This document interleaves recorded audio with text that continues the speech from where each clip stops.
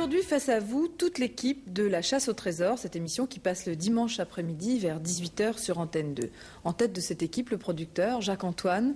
Jacques, vous êtes déjà venu nous expliquer comment se passait cette émission, comment vous l'aviez imaginée et comment vous la réalisiez. Bien maintenant, j'aimerais que vous nous présentiez vos principaux collaborateurs, car comme toujours, il en manque quelques-uns. Oui, bien sûr, oui. Il manque même un des collaborateurs essentiels, c'est le caméraman. Parce que vous verrez, je pense que les téléspectateurs On l'a filmé, alors il ne manque pas vraiment. Voilà. Il sera là. Ils verront au cours de l'émission qu'il joue un rôle très important. Il s'appelle Jean-Yves Le Ménère. Alors, bien entendu, il y a Philippe Gildas, Philippe de Dieu-le-Veut, deux Philippe. J'avoue que c'est un peu compliqué, surtout pour des gens qui doivent se parler au téléphone. À vous, Philippe? Oui, Philippe, c'est toi, Philippe? Oui, c'est moi. Si c'est Philippe, c'est Philippe. Oui. Enfin, on n'a pas osé les débaptiser.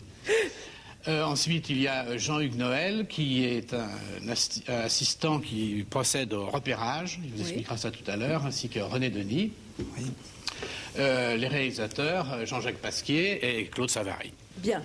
Alors, Philippe Gildas, vous êtes le premier à qui je vais poser un certain nombre de questions, parce que vous êtes celui qui fait se poser le plus de questions aux téléspectateurs. On se demande d'abord, pour quelles raisons vous êtes sans arrêt en train de discuter, de chercher vos papiers, sans jamais regarder de téléviseur? Moi, je connais la réponse, je voudrais quand même une fois de plus que vous le disiez. Je sais que sur le téléviseur, je ne vois que moi-même, ou les concurrents qui sont avec moi, mais on n'a pas l'image. Nous sommes les seuls à ne pas avoir l'image. Au fond, est-ce que vous croyez qu'on pourrait dire que cette émission de télévision, au départ, et lorsque vous l'enregistrez, n'est qu'un jeu radiophonique? Un peu, oui. Pour les candidats et pour moi-même, ça se passe exactement comme un jeu radio. Et pour Philippe de Dieu-le-Veut, de la même façon, d'ailleurs, puisque nous travaillons, lui avec le casque sur les oreilles, et moi avec un retour sur un plateau, comme dans un studio de radio. Et nous nous entendons, plus ou moins bien, d'ailleurs, c'est un autre problème, parce que c'est souvent très très loin. Oui. Et je me souviens de certaines émissions en Afrique du Sud, ou bien en Amérique, où les liaisons étaient assez difficiles, parce qu'en plus, il y a des problèmes de décalage horaire. Et vraiment... On ne voit donc rien, puisque techniquement, ce serait pratiquement impossible. En tout cas, ça coûterait des milliards, et c'est pas du tout le but de l'opération. Donc, impossible d'avoir l'image en même temps. Donc, nous sommes les seuls à n'avoir que la liaison son. Et un son qui n'est pas toujours fameux. Si bien que la moitié de mon travail, ça consiste à essayer d'écouter et de traduire, et notamment non seulement pour les téléspectateurs, mais surtout pour les concurrents qui sont dans les mêmes conditions que moi, et qui, en plus, ont le gros désavantage d'être obligés de lire, de rechercher, de penser. Et ça paraît idiot à dire comme ça, mais c'est très difficile d'écouter, quelque chose de difficile à entendre, et de lire et de suivre sa propre pensée dans un livre. En fait, vous êtes surtout l'intermédiaire entre Dieu-le-veut et les candidats, alors que vous jouez, et que vous avez le droit de jouer au cours de cette émission. J'ai le droit de jouer dans la mesure où je ne vois rien. Je suis donc exactement dans les mêmes conditions que le couple qui joue, oui. Mais en plus, je peux jouer... Parce que je ne sais rien non plus. Je ne connais rien de l'énigme. Ce serait pas drôle. Si je connaissais l'énigme, oui. Je crois que je pourrais même pas faire l'émission à ce moment-là. Parce que je pourrais pas faire l'émission si je connaissais l'énigme, parce que je pourrais pas les aider du tout. Donc je serais un simple relais mécanique. Je serais très gêné. J'aurais peur de les conduire dans une mauvaise direction. Alors que l'avantage de ne rien savoir, c'est qu'effectivement, ça donne envie de jouer et de gagner avec eux et de les voir gagner. Quels sont les impératifs de cette émission? Vous ne la faites pas à heure fixe, je crois. Ça doit être un problème tout de même. Vous êtes obligé de l'enregistrer au moment où il fait jour? Ça, je crois que c'est un autre problème. Je sais que Jacques a déjà beaucoup répondu là-dessus, mais je crois qu'on peut le redire une fois de plus. C'est-à-dire que c'est une émission qui est diffusée en différé, mais qui s'enregistre vraiment dans les conditions du direct. Absolument. Oui. Ensuite, on ne fait que mélanger les images tournées des deux côtés. Et sur le plateau, à Paris, et avec Philippe de Dieu-le-Veut et son équipe sur le terrain. Donc on va mélanger. Ensuite, c'est le seul travail, c'est-à-dire qu'on mélange deux images, mais dans la durée réelle. Ça a été enregistré en 1 heure, ça se tourne exactement comme une émission de direct, et alors le résultat, c'est qu'effectivement, avec le décalage horaire, eh bien, quand on s'en va en Arizona, on a 9 heures de décalage. Donc les gens vont nous voir à 17h ou à 18h le dimanche, mais en fait, on a très bien pu enregistrer à 23h le soir, parce que ça correspondait à la meilleure heure pour le soleil et pour l'équipe, mais mes camarades vous expliqueront dans quelles conditions ils déterminent la bonne heure de tournage. On en a fait d'autres, plus on s'en va vers l'est, et plus on tourne tôt le matin. C'est dans l'autre sens. Bien. Les autres impératifs que vous avez, vous êtes quand même un petit peu tenu d'attendre que tout se passe bien techniquement sur le lieu extérieur à l'étranger. Ah oui, ça doit être... les vraies difficultés, mais là encore, c'est pas mon problème à moi. C'est pas mon problème d'animateur, c'est le problème de toute l'équipe. Et c'est bien pire pour les producteurs d'ailleurs. Jacques, qui est à côté, mange sûrement plus de crayons en bois que moi. Parce que, Oui, on se fait des soucis des fois. Oui. parce qu'il nous est arrivé quand même d'avoir la liaison 5 minutes avant l'émission. Ça se passait à l'autre bout du monde. Et puis d'avoir une rupture de liaison téléphonique qui était un simple petit pépin téléphonique, mais il faut 6 heures pour le réparer. Or, 6 heures quand ils sont en plein soleil, par 40 degrés au Zimbabwe, ben, c'est une catastrophe. Eh oui, j'imagine. Et de notre côté, nous, on peut attendre 6 heures. Bon, enfin, c'est très agréable. Vous parlez sans arrêt des angoisses du producteur, mais et vos concurrents, ils doivent quand même, c'est un métier de jouer presque pour la télévision. Oui, mais c'est un jeu quand même. Et je crois que tous les concurrents que nous avons vus jusqu'ici jouaient vraiment. Or, certains sont un petit peu plus nerveux que d'autres. On a vu une dame, effectivement, qui a failli gifler son mari pendant toute l'émission parce que quel elle dommage, prétendait... j'avais pas vu ça. Oh, ça se voyait pratiquement. Elle prétendait que c'était de sa faute si elle allait perdre. Elle a fini par perdre, d'ailleurs. Et on en a vu une autre qui s'est effondrée à la fin de l'émission. On a vu des hommes qui étaient incapables de parler, effectivement, pendant une émission. Mais ça, c'est l'angoisse du jeu. C'est vrai, je crois, pour tout jeu. C'est pas le plus dramatique, je pense. Le plus difficile, effectivement, c'est l'angoisse de l'équipe qui réalise et qui a à établir à chaque fois cette performance assez incroyable, enfin, qui m'étonne, moi, toujours. C'est que, déjà, on sait bien qu'en télévision ou en radio, on peut avoir des pépins à 1 kilomètre de distance. Mais quand ça se fait par de tels relais, par un simple téléphone et à 6, 7 ou 8 000, moi j'admire beaucoup l'équipe. L'équipe qui réalise ça à chaque fois et le producteur qui a eu l'idée un peu dingue, à mon avis, de tenter ce pari à chaque émission. Parce que c'est un pari qu'on peut perdre à chaque fois. Oui, mais c'est quand même une idée superbe. Ah, elle est superbe. Et comme alors, là, comme joueur, puisque je suis autant joueur qu'animateur, je trouve ça formidable. Philippe de Dieuleveux, vous êtes celui qui est ailleurs, qui est à l'étranger. Et qui joue aussi beaucoup. Et qui joue aussi beaucoup. Parce que je le précise encore, il y a très peu de gens, et je les présenterai tout à l'heure, qui sont au courant de l'énigme. Vous partez là-bas, vous ne savez rien. Lorsque je monte dans l'hélicoptère, c'est pour aller se mettre en place pour la première image et je fais l'émission. Alors déjà en place, qu'est-ce que ça veut dire? Je pense que les producteurs choisissent un paysage qui soit quand même assez agréable à voir. Parce qu'au début de l'émission, vous savez que les candidats cherchent dans les bouquins qui sont un petit peu perdus. Donc dans ce cas-là, on a en démarrant déjà une très belle image vue d'hélicoptère. Bien, mais donc moi je monte dans l'hélicoptère et puis je découvre complètement, les candidats me disent allez à tel endroit, j'y vais avec le plus grand plaisir. Alors, parce que maintenant en plus de ça, je vous ajouter... Bien écouter, vous allez me dire, vous avez bien écouté ce que vous demande Philippe, et y aller le plus vite possible. Voilà, alors bien écouter, c'est également un gros problème parce que les liaisons ne sont pas toujours très bonnes, c'est vrai. Et en plus de ça, j'ai le bruit de l'hélicoptère qui est quand même assez infernal. Je dois m'occuper du pilote, de la carte, éventuellement d'une boussole, de vérifier si le caméraman suit bien derrière, si la cassette est bien dans le magnétophone, parce que bien sûr, dans le magnétoscope, si elle n'y est pas, il faudra à ce moment-là couper un petit peu. Ça arrive, donc, voilà, ça arrive, oui, parce que absolument. Je vous ai interrompu, Philippe. Vous vouliez dire quelque chose tout à l'heure? Oui, non, je voulais dire que les débuts, les premières émissions étaient, disons, un petit peu pour tout le monde une grande aventure. Maintenant, c'est toujours une grande aventure, mais c'est une ambiance dans l'hélicoptère qui est fantastique parce que Jean-Yves Le Ménère, vous le disiez, Jacques-Antoine tout à l'heure, est formidable, mais également Bruno Delattre, Francis Simon et Thierry Pouget. On va les voir tout à l'heure car on a un petit film sur un de vos tournages. Alors Philippe, je vais vous demander, est-ce que vous êtes angoissé, inquiet, serein, tranquille? Parce que tout de même, présenter, ou plutôt courir tout au long de l'émission, ça doit tout de même pas être évident. Je ne suis pas angoissé parce que c'est pas compliqué ce qu'on me demande. On me demande d'obéir, donc je veux dire, c'est pas difficile. C'est pas difficile, c'est vrai. Je monte dans un hélicoptère, aller à tel endroit, je regarde la carte, ok, pilote, on y va. Ça me semble évident. Moi, je serais déjà très embêtée. Bon. S'il n'était pas sourd, il n'y aurait pas de problème. Mais il est souvent sourd. Philippe de Dieuleveux, est-ce que quelquefois vous avez eu peur? Parce que tout de même, vous envoie dans des endroits où on vous attend pas toujours. On vous fait faire tout de même des balades dans des lieux un petit peu impressionnants. Non, j'ai pas peur. Je crois que je pense que mon caractère est fait pour ce jeu. Moi, je m'amuse beaucoup et j'ai envie d'aller justement là où je ne sais pas ce qui va se passer. J'ai oublié de le dire tout à l'heure, vous êtes un ancien de la course autour du monde. C'est cela, oui. Et qui a été repêché dans cette émission. Vous étiez déjà au journal, je crois, sur Antenne 2. Oui, je travaille comme journaliste d'image depuis 3 ans. Donc. Bien. Maintenant, je voudrais demander aux assistants, et qui ont un rôle très très important sur cette émission, de me dire un petit peu comment ça se passe. D'abord, la question qu'on se pose toujours, c'est nous, quand on est devant notre récepteur, tout est fait. À quel moment commencez-vous à travailler sur une émission? Moi, je vais peut-être parler un peu plus que René parce qu'il a un problème de gorge. Oui. Vous êtes deux et vous faites la même chose sur des émissions différentes, c'est ça? C'est-à-dire que René s'occupe de l'équipe qui travaille avec Claude Savary et que je m'occupe de celle qui travaille avec Jean-Luc Pasquier qui partira ensuite sur le tournage. Bien.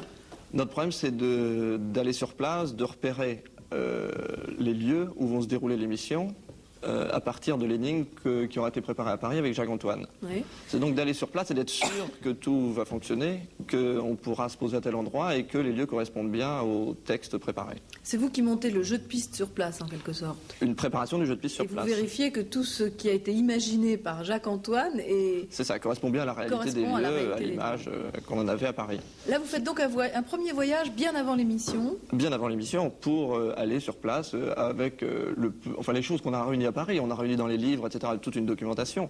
Mais ça correspond rarement à ce qu'il y a sur place. Il faut donc souvent arranger un petit peu. Ouais. Et puis revenir avec Jacques, en reparler avec Jacques. Et puis à ce moment-là, les autres sont prêts à partir. Est-ce que c'est à ce moment-là que vous déposez le trésor? Absolument. Déjà, oui, absolument. Jamais personne n'est venu le prendre par hasard? Non, c'est pas encore arrivé. On prie chaque fois pour que ça n'arrive pas. Bien.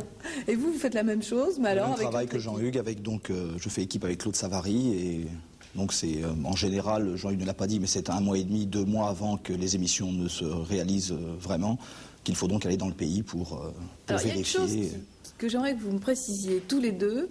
Le jour de l'enregistrement de l'émission dont vous vous êtes occupé, vous n'êtes jamais là-bas. Vous êtes à Paris. Nous sommes à Paris et nous sommes en compagnie de Jacques-Antoine sur le studio avec donc les candidats, Philippe Gildas. Alors que vous deux, les réalisateurs, au contraire, vous partez avec l'équipe qui est à l'extérieur, à l'étranger. Alors Claude Savary, j'aimerais d'abord que vous m'expliquiez ce que cela représente comme organisation, comme travail pour un réalisateur d'être sur le point extérieur par rapport au studio. D'abord, je sais que vous m'avez préparé pendant le week-end un petit dessin. Oui, j'aimerais vraiment que vous nous le montriez pour qu'enfin on comprenne clairement ce Je vous ai préparé un petit dessin parce que on dit souvent qu'un petit croquis vaut mieux qu'un grand discours pour vous expliquer justement en réponse à votre question comment ça fonctionne et ce que je vais faire sur place avec l'équipe technique. Si vous voulez symboliser, ici de ce côté-ci du dessin, nous avons Paris, le studio de Paris avec Philippe et les 2 candidats. Et Philippe du côté, sur ce côté-ci de l'image, j'ai marqué l'Australie pour bien marquer que nous sommes loin. Et vous savez qu'on va très loin, qu'on va à l'autre bout du monde. Et là, il y a l'équipe extérieure, symbolisée par évidemment l'hélicoptère et Philippe de Dieuleveux. Alors, Philippe de Dieuleveux, vous l'avez peut-être déjà remarqué dans les émissions, il a une espèce de boîte noire. Je l'avais pas reconnu tout à l'heure. Vous l'avez pas reconnu parce que il lui manquait son cadre. il a une petite boîte noire sur la poitrine avec une antenne. C'est un émetteur-récepteur de radio. Lorsqu'il parle dans son micro, cet émetteur-récepteur envoie sa voix dans un relais radio qui se trouve dans un petit avion léger qui vole au-dessus de lui et qui fait des ronds au-dessus de lui. Est-ce qu'en plus de l'hélicoptère, vous disposez d'un avion qui est un relais radio sonore. Oui, de cet avion, la voix de Philippe va partir vers un point haut, ce que nous appelons notre station de base, qui est une grande antenne que nous installons sur le lieu de l'émission, disons dans un point élevé pour obtenir la meilleure liaison possible au point de vue radio. Et à cet endroit-là, au pied de cette antenne, nous avons un téléphone, tout bêtement un téléphone. Et ce téléphone, il est relié au studio à Paris. C'est ça la grande astuce. C'est bien ce qu'on dit tout à l'heure. La grande astuce, c'est qu'il se passe un jeu au téléphone. Au téléphone.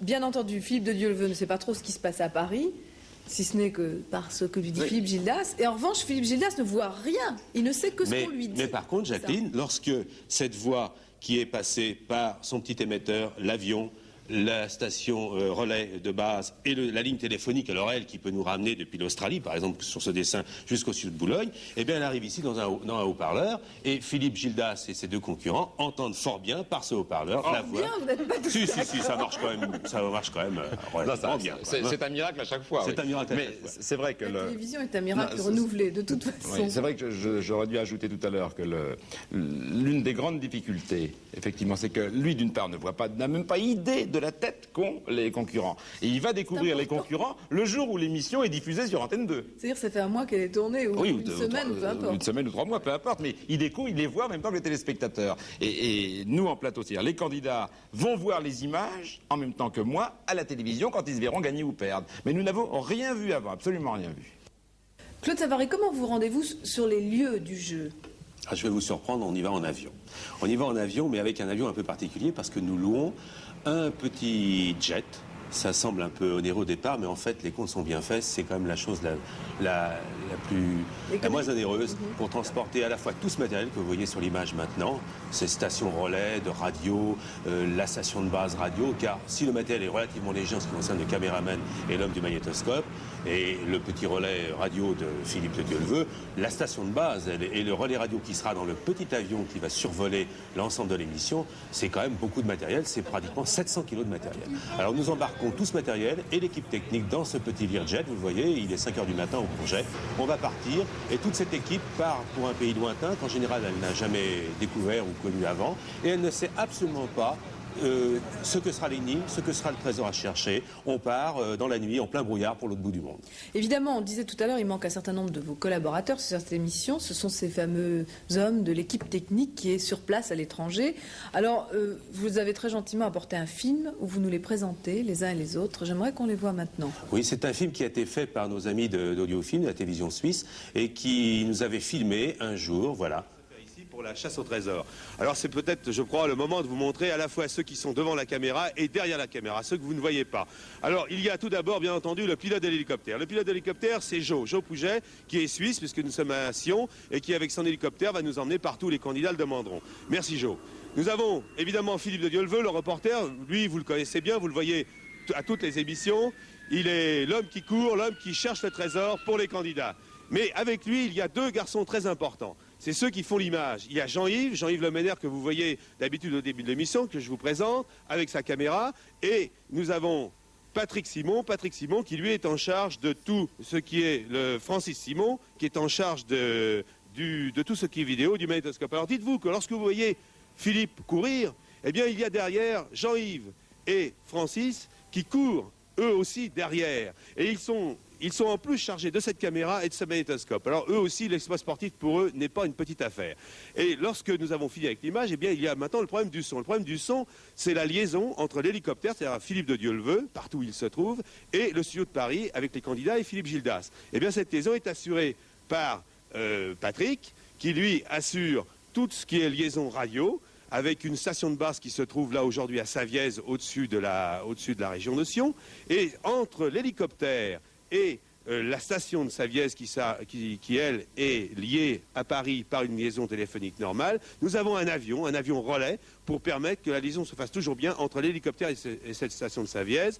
Et dans cet avion, qui est piloté par Peter est suisse, comme le pilote de l'hélicoptère, dans l'avion de Peter, il y a une station radio relais. Voilà tout le système tel qu'il se présente. C'est un système assez lourd, mais fiable, et qui nous permet, chaque semaine, d'être dans un pays différent tout autour du monde pour faire cette chasse au trésor. Vous voyez, ce jour-là, d'ailleurs, en Suisse, nos amis de la télévision suisse avaient un deuxième hélicoptère et ils ont filmé notre hélicoptère pendant toute l'émission de Sion. Ils nous ont littéralement suivis comme des chiens de chasse pendant les 45 minutes du jeu à Sion. Alors vous voyez, l'hélicoptère est sur son aire de départ, prêt à partir, avec Philippe, le pilote, et le caméraman Jean-Yves Le Ménère et Francis Simon, l'homme du magnétoscope. Ils sont partis, ils montent à près de 3000 mètres d'altitude. Vous voyez ce petit point blanc qui monte au-dessus du barrage, c'est l'hélicoptère. Il franchit le barrage de la Grande Vixence et maintenant, sur les ordres des candidats, il se rend vers un autre lieu qui, je crois, va être le château de Valère, dans la vallée, au pied de ce magnifique massif des Alpes. Alors, vous voyez la caméra de Jean-Yves Le Ménère qui filme en permanence, car la caméra n'arrête pas de tourner, n'arrête pas de filmer pendant toute la durée du jeu. Et on arrive à proximité du château de Valère, où les candidats ont demandé à Philippe de Dieuleveux d'atterrir pour essayer de quémander, d'avoir quelques renseignements sur l'histoire de la région, pour essayer de découvrir où se trouve le trésor. L'hélicoptère est posé, et là l'image est très intéressante, parce que vous voyez, Philippe est sorti, il court dans la neige, mais il n'est pas seul. Ils sont trois. Derrière lui, il y a Jean-Yves Le Ménère avec